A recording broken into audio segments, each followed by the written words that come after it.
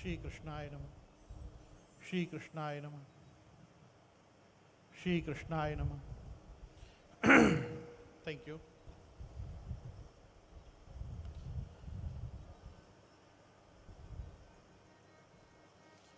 श्री कृष्णाय नमः। ध्येयं सदा परिभग्नमभिष्टदोहं तीर्थास्पदं शिवविरञ्चनतं शरण्यं प्रत्यार्तिहं प्रणतपालभवाब्धिपोतं वन्दे महापुरुषते चरणारविन्दं त्यक्त्वा सुदुस्थितसुरेप्सितराज्यलक्ष्मीं धर्मिष्ठ आर्यवचसा यदगादरण्यं मायामृगं दयितयेप्सितमन्वधावन् वन्दे महापुरुषते चरणारविन्दम्। सीधी सीधी भाषा में अपन भगवान रामचंद्र जी की एजुकेशन को देखें तो 3 प्रकार की एजुकेशन, शिक्षण भगवान रामभद्र ने रामायण में प्राप्त किया। सीधी भाषा का तात्पर्य है एक स्कूल, एक कॉलेज और एक यूनिवर्सिटी। वशिष्ठ जी का आश्रम भगवान की स्कूलिंग, विश्वामित्र जी के साथ रहना भगवान की कॉलेज, और अगस्त ऋषि के द्वारा सुशिक्षित होना, यूनिवर्सिटी द्वारा पीएचडी डॉक्टरेट को प्राप्त करना। एकदम सिंपली अपन इस चीज को देखें तो शस्त्र विद्या और शस्त्र संचालन जैसी हमारी बात हुई थी उस दिन कि धनुर्वेद का संपूर्ण ज्ञान महामुनि वशिष्ठ ने दिया। जब विश्वामित्र जी के पास गए तो आयुध सर्व समर्पी के प्रभु निज आश्रम आन। ये निज आश्रम का तात्पर्य है विश्वामित्र जी जहाँ रहते थे, जो उनका आश्रम था वन में, वो किसी काल में वामन जी की तपस्थली थी, इसलिए प्रभु निज आश्रम आनी। रामचंद्र जी वास्तव में अपने ही आश्रम में आए, जिस वामन अवतार में जहां आपने विराज के कठोर तप किया। बहुत कम लोगों को ये बात पता है कि भगवान का बाल ब्रह्मचर्य से लेकर नैष्ठिक ब्रह्मचर्य का अवतार परशुराम जी का है, वामन जी का नहीं है। वामन जी ने देव कार्य सिद्ध करने के बाद, अर्थात त्रिविक्रम होकर बलि राजा से उसका सब कुछ लेकर उनको उनका सर्व समर्पण स्वीकार कर उनको सुतल लोक में भेजकर पुनः गुरु शुक्राचार्य से उनका 100वां अश्वमेध यज्ञ कराकर उनको सावर्ण्य मनवंतर में इंद्र पद देकर, और फिर जहां इस रामायण में हम विश्वामित्र जी का आश्रम देखते हैं, वहां आकर वामन जी ने घनघोर तप किया। तपस्या संपूर्ण करने के बाद आत्मचिंतन करते करते परमात्मा जब आत्मस्वरूप में स्थिर हो गए आप, तब आपने कीर्ति नाम की कन्या से विवाह किया। वामन जी ने, वामन जी को बृहत श्लोक नाम का पुत्र हुआ, और उसके आगे उनके सौभग आदि बहुत सारे पौत्र वामन जी को हुए। कश्यप अदिति के वंश का वर्णन करते हुए भागवत जी स्वयं ये वंश परंपरा बताती है। ब्रह्मादिभ्य ब्रह्म विद्या संप्रदाय कर्तृभ्य वंश ऋषिभ्यो नमः।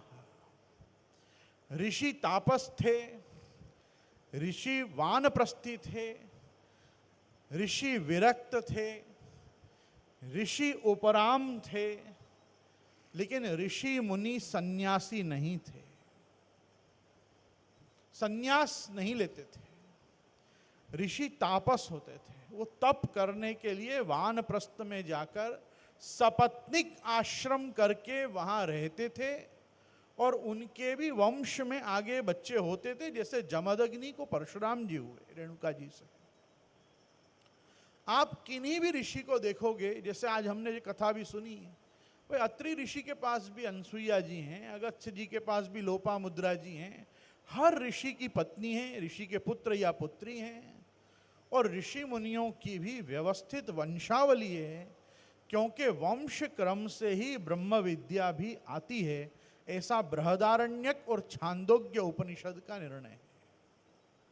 भगवान ने जैसे पूर्ण विद्याध्ययन वशिष्ठ जी के आश्रम में किया, तो युद्ध नीति से लेकर राजनीति पर्यंत का सारा शिक्षण लेकर और फिर आप मास्टर्स करने के लिए जब आप विश्वामित्र जी के साथ गए हैं, तो वहाँ जो थियरी हुआ उसका प्रैक्टिकल आपने विश्वामित्र जी के साथ किया है। देखो वहाँ प्रभु जी ने पुरुषोत्तम सहस्त्र नाम में 2 नाम रखे हैं। भगवान के नवमस्कंधस्थ नामानी जो हैं, नवमस्कंधीय नाम जितने भी हैं, उनमें जहाँ रामचरित्र आता है पुरुषोत्तम सहस्त्र नाम में, वहाँ एक नाम है ताड़का वध पंडिता। पंडा उसको कहते हैं जिसमें बुद्धि हो, बुद्धिमान को पंडित कहते हैं। जब महाप्रभु जी ने नाम लिखा ताड़का वध पंडिता, ताड़का कोई के मारे नहीं मरती थी, छुप जाती थी, वेश बदल लेती थी, अंतर ध्यान हो जाती थी। भगवान का और ताड़का भी बहुत देर जब युद्ध चला, तब पुनः विश्वामित्र जी ने कहा कि देखो राम, भगवान भुवन भास्कर अस्ताचल की ओर जा रहे हैं, और जब सूर्य अस्त हो जाएगा तो ये निशाचरों की शक्ति प्रबल से प्रबलतम हो जाएगी। सूर्य अस्त हो उसके पहले इसको मार दो, इसका वध कर दो। वहां भी भगवान ने ताड़का का वध गुरु आज्ञा से किया, नहीं तो भगवान स्त्री की हत्या नहीं करते।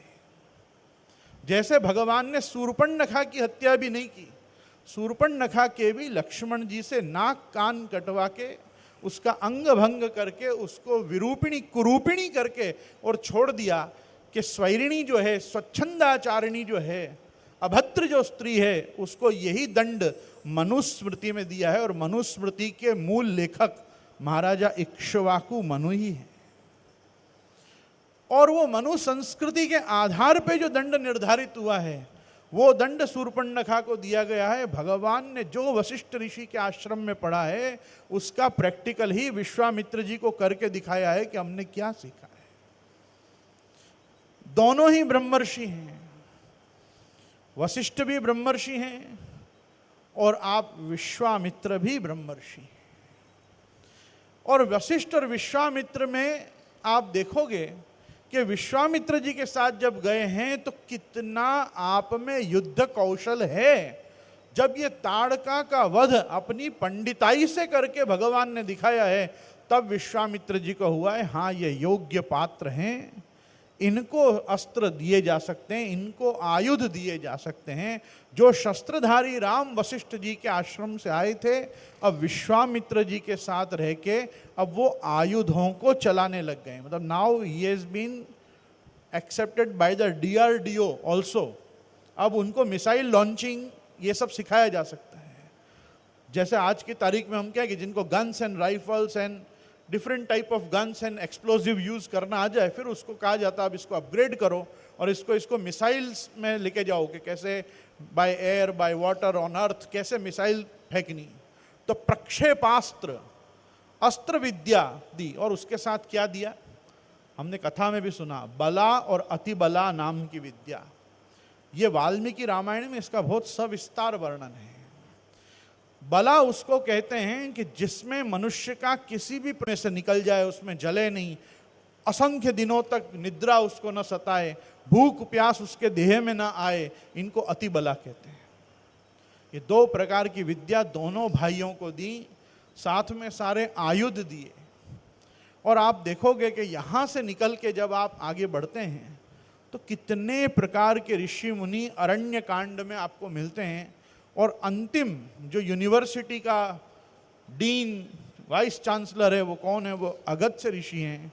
अगम पर्वतम स्तंभयति इति अगस्त्य, जिन्होंने विंध्याचल को झुका दिया हो, जिन्होंने सुमेरु को झुका दिया हो, ऐसे महान भगवान शंकर जी के ही अंशावतार भगवान अगस्त्य।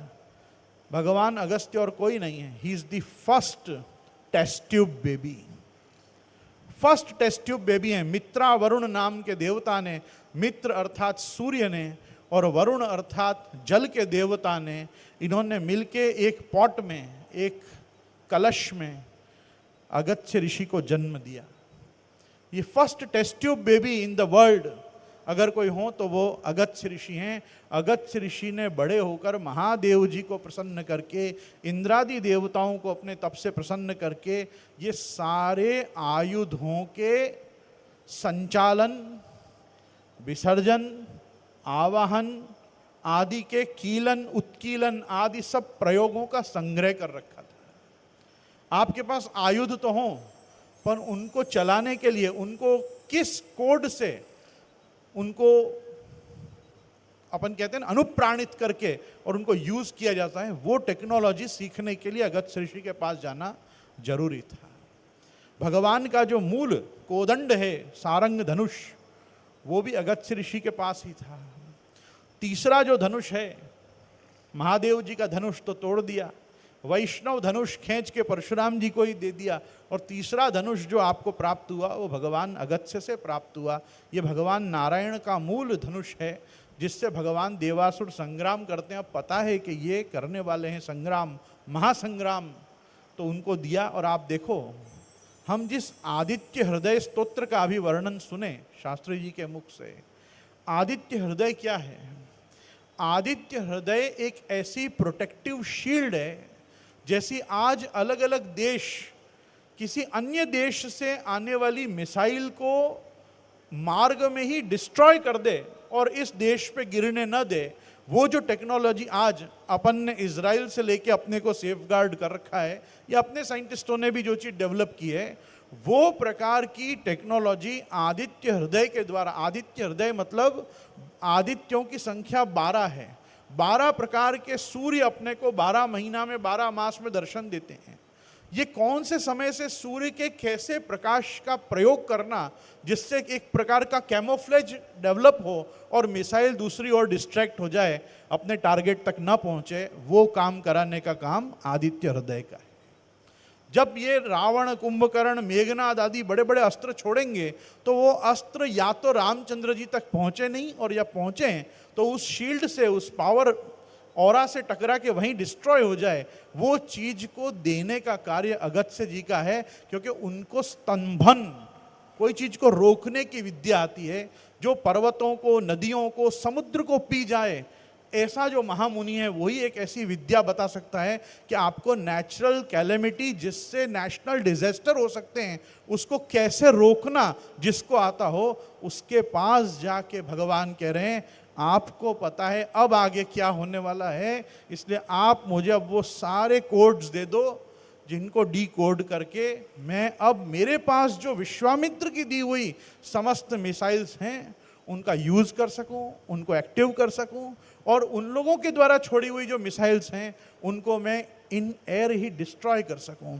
ये पूरी एक प्रकार की ज्ञान विज्ञान सहितम यद ज्ञात्वा मोक्ष से अशुभात, भगवान ने जो बताया है कि ज्ञान और विज्ञान दोनों आवश्यक हैं, तो कहीं से भगवान ने ज्ञान लिया, कहीं से भगवान ने विज्ञान लिया। और आप देखोगे कि इस अगस्त्य ऋषि के आश्रम की यूनिवर्सिटी में आके भगवान की एजुकेशन पूरी हो जाती है। इसके पास उपदेश करने वाला भगवान को आगे अब कोई नहीं मिलेगा। बाल कांड, अयोध्या कांड था, तब तक स्वीय जन, परिजन, गुरुजन मिले। यहाँ पे अयोध्या कांड में आगे बढ़े, ये निषाद राज, केवट, सुमंत्र आदि आत्मीय जन मिले। अगस्त्य ऋषि के आश्रम तक पहुंचे, वहां तक गुरुजन मिले, और अब सब भक्तजन मिलेंगे। अब रामायण में कौन आएंगे? अब सब आएंगे हनुमान जी, उससे पहले शबरी जी, उसके बाद विभीषण जी। अब आगे जितने भी रामायण में पात्र आएंगे, अब उनको भगवान उपदेश करेंगे, और वो सबसे पहला उपदेश लक्ष्मण जी से ही शुरू होगा, और राम गीता से भगवान उपदेश करना शुरू करेंगे, और विभीषण गीता तक भगवान उपदेश करते रहेंगे। अब भगवान का एक उपदेष्टा का स्वरूप सामने आएगा, क्योंकि वशिष्ठ, विश्वामित्र और अगस्त्य ऋषि स्कूल, कॉलेज और यूनिवर्सिटी ठाकुर जी ने अब पूरी कर ली है। अब उनके पास सारे सर्टिफिकेट्स, मेडल्स, सब चीज़ हैं। रावण बाण महाभटवारे, देख शरासन गवई सुधारे। वो पहले ही बता चुके हैं कि वो कितना हैवी वस्तु को उठा सकते हैं, कितनी भारी से भारी वस्तु को उठा के भगवान तोड़ सकते हैं। भगवान त्रस्ताब्धि बद्ध सेतु, भगवान बता सकते हैं कि मैं कैसे समुद्र को बांध सकता हूं, मेरे संकल्प से मैं समुद्र को बांध सकता हूं। भगवान हर चीज को आप पहले ही बता रहे हैं कि रावण वध की योग्यता मुझ में कैसे है, उसका आप पहले ही निरूपण कर रहे हैं। तो मेरे कहने का तात्पर्य है कि आप रामायण को आज के परिप्रेक्ष्य में भी देखो, रामायण का रेलेवेंस आज अपने जीवन में क्या है वो ढंग से भी देखो। रामचंद्र जी का एजुकेशन कैसे स्टेप बाय स्टेप होता है, और रामचंद्र जी कैसे ऋषि मुनियों से, किसी से ज्ञान, किसी से विज्ञान, किसी से वैराग्य। कितनी सुंदर बात शास्त्री जी ने बताई कि एक व्यक्ति से मार्ग पूछा, एक व्यक्ति से निवास स्थान पूछा। भगवान को क्या सब कुछ नहीं मालूम है? भगवान तो सर्वज्ञ हैं, सर्वनियंता जगन्नाथ हैं, फिर भी भगवान अपनी सत्ता को कहीं भी प्रकट नहीं कर रहे हैं ना, और कहीं किसी को मालूम नहीं पड़ने दे रहे हैं कि आप भगवान हैं। यही मर्यादा पुरुषोत्तम का पुरुषोत्तमत्व है कि आप अपनी वेद मर्यादा का रक्षण कर रहे हैं कि इस समय मुझे एक अयण, एक मार्ग, रामायण, ये वो अयण, वो मार्ग बताना है कि एक मानव यदि धर्म के पथ पे चले तो देवता उसकी पूजा कैसे करते हैं। तो देवों द्वारा पूज्य होने के लिए भगवान एक सर्वोत्तम नरोत्तम मानव का चरित्र का संस्थापन कर रहे हैं। उद्भव स्थिति संहार कारिणीम क्लेश हारिणीम सर्वश्रेयस्करीम सीताम नतो हम राम वल्लभाम। राम की जो वल्लभा हैं वो तो उद्भव, स्थिति और संहार तीनों में कारण आप स्वयं जगत धात्री हैं। आप सीता जी, किशोरी जी जो साथ में चल रही हैं, उनके संकल्प मात्र से सब आगे से आगे भगवान के साथ होता जा रहा है। ये हमारे रामायण में बहुत सुंदर वर्णन आता है कि राम लखन बिच सीता कैसे, ब्रह्म जीव बिच माया जैसे। आज राम और लक्ष्मण जब ये चलते हैं, आप देखो वहां चित्र लगा हुआ है, उनके बीच में कैसे सीता जी चलते हैं। सीता जी ऐसे ही चलते हैं कि जैसे ब्रह्म और जीव के बीच में माया चलती है। जीव को भी मालूम है कि मैं अंश हूं, और ब्रह्म को भी मालूम है कि ये मेरा ही तत्व और मेरा ही पदार्थ है, मेरा ही सनातन तत्व है। फिर भी दोनों अपने अपने धर्म में स्थिर रहते हैं।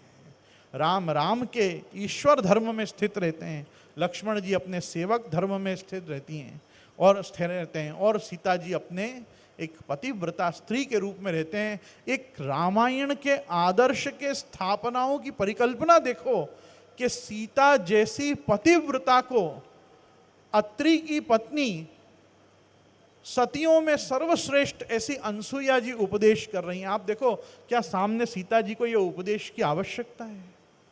नहीं, दोनों का पातिव्रत्य एक सा है।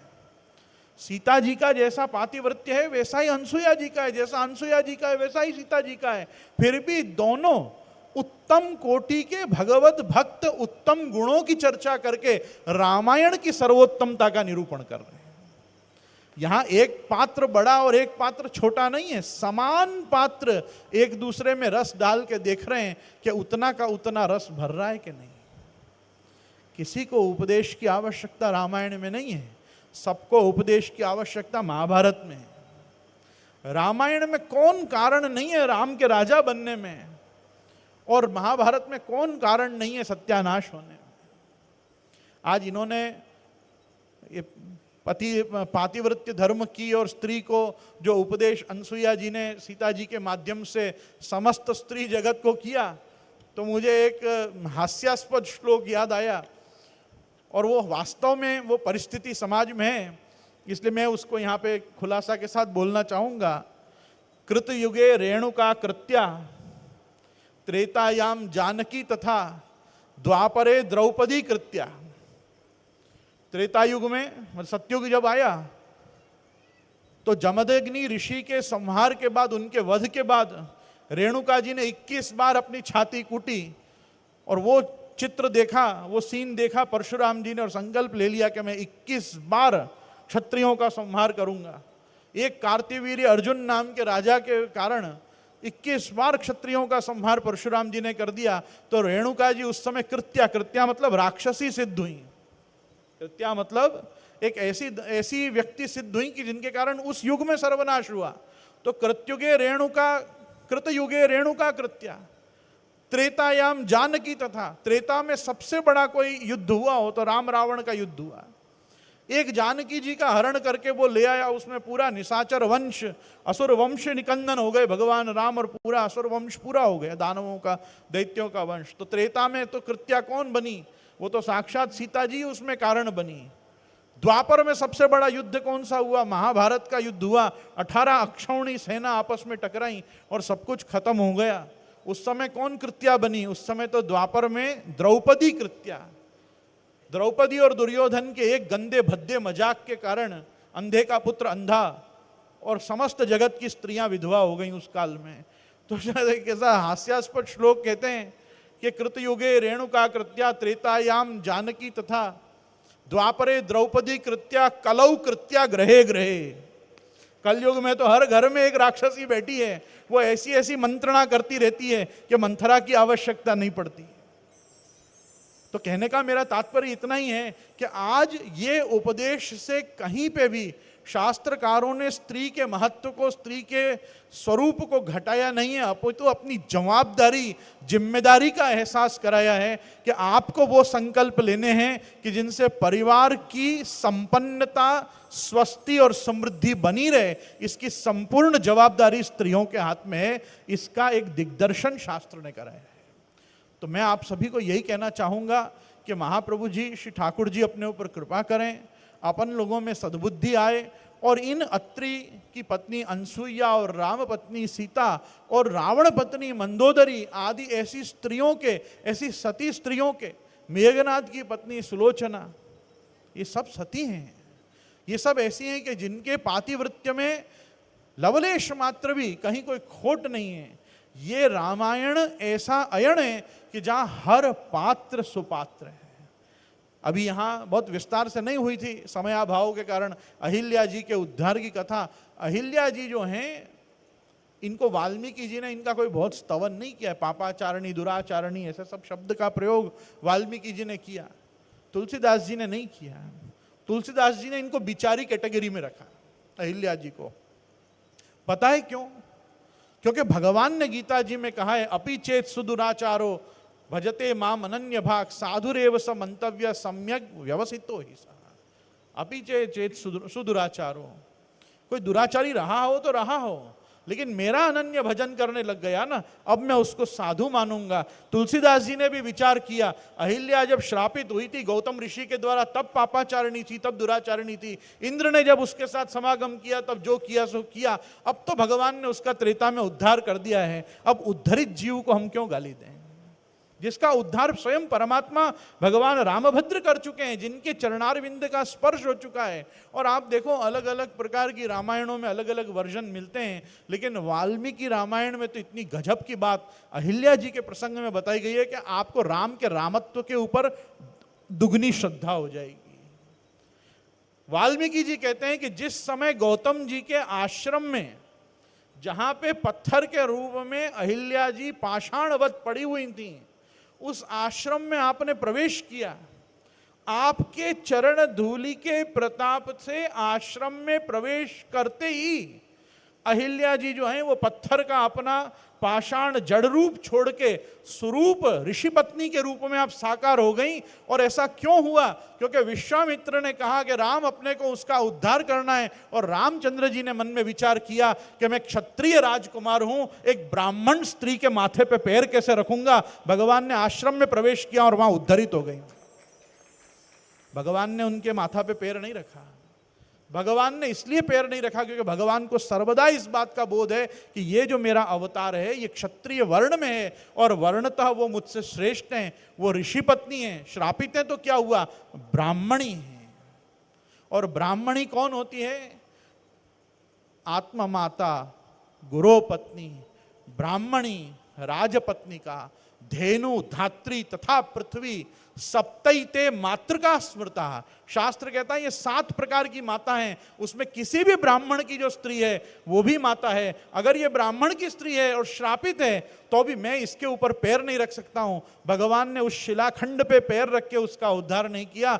आश्रम में प्रवेश मात्र और भगवान के संकल्प मात्र से कि मुझे इसका उद्धार करना है, वो जीव की उद्धृति स्वयं हुई है। ऐसा वाल्मीकि रामायण का निर्णय। बोलो श्री गोवर्धन गोवर्धन नाथ की जय।